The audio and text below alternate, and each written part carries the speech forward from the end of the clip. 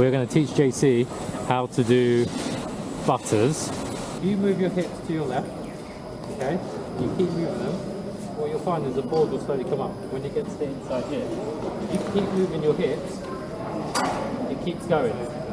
Yeah, so now look at the height I've got without actually lifting my leg up. And the same thing on the other side. If I move my hips, if I keep going, once I get in on here, the toe comes up. And if I keep going, more comes up. And if I keep going, it goes even higher, yeah? So all we're trying to do is go like this to lift the board up. And then we want the rotation. So we begin. It's kind of like you lift like this.